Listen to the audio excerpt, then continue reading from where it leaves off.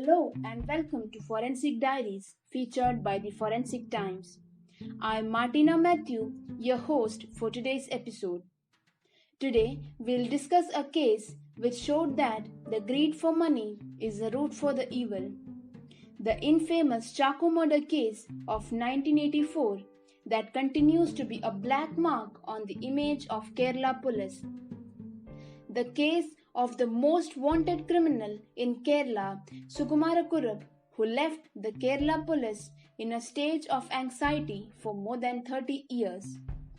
Sukumara Kurup was employed in a Gulf country when a greedy thought flourished in his mind for becoming fabulously rich overnight.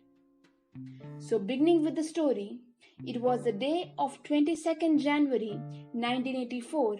A bypasser noticed an ambassador car burning in the fields of Cherianad in Alapura district. When the locals arrived at the spot, they found a body charred to death. The deceased was initially identified to be Sukumara Kurup. Initially, the police did not suspect any foul plays as it was meant to be an accident. It was later found that some irregularities were present in the case. The police, on the way of their investigation, found some traces of burnt hair in the car shed of the house of the deceased, which was collected and sent for further examination, which included neutron spectroscopy. The neutron spectroscopy results concluded that the burnt hair particles matches with the hair profile of the dead body found in the car. So moving with the test results, it was found that the body was of a person named Chacko, who was a film representative. Police records stated that the murder was plotted by Sukumara Kurup, who took motivation from a crime took place in Germany. It was found that the crime was allegedly committed to seize a large insurance amount. As the investigation proceeded, it was revealed that Sukumar and his fellow mates went looking for a dead body. Since a body with same morphological structure as of Sukumar was not accessible, they advanced on the way of murder. On January 21, they found a similar person whose name was Chacko and offered him a lift. On the way, they spiked his drink and brought him to a place where they burned his face and made him wear the dress of the accused to twist the identity. He was later found to be dead in the driver's seat of the blazed car. The way out strategy of Kurup might be to go outside India and to live there till his family gets the claimed amount.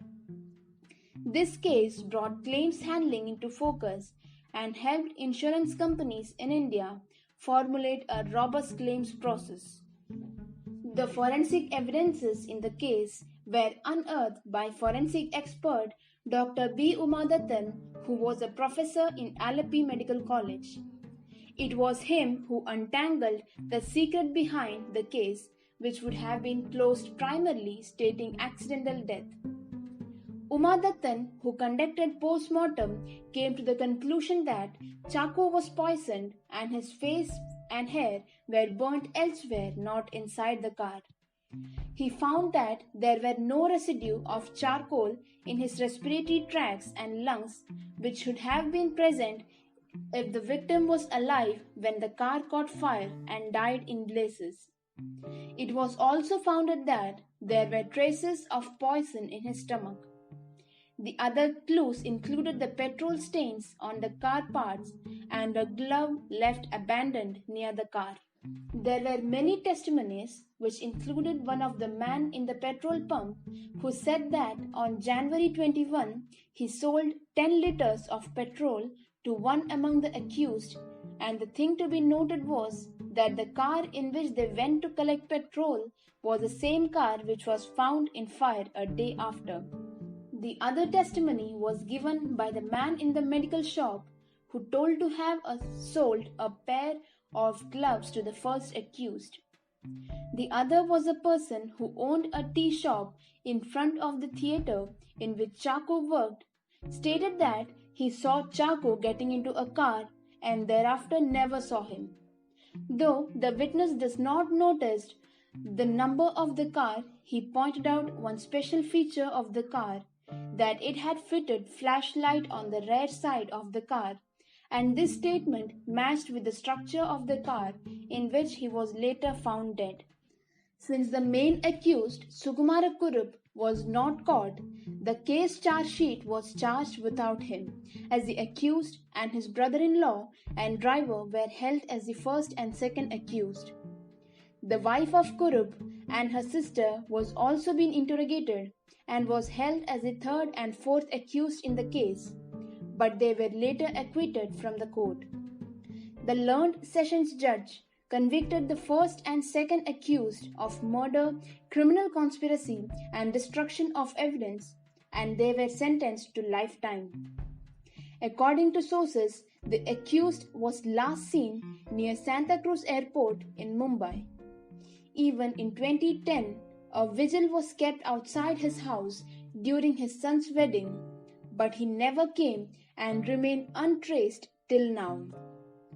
After the case in 1984, more than 30 people in Kerala and more than 100 people in India were caught who had a look-alike structure of Kurup, but none of them turned out to be him. The case was even brought to the attention of the central government and the Interpol. Chacko's wife had to work very hard to seek justice for her husband. As of 2020, the victim's wife has said that she had forgiven the culprits and made peace with God.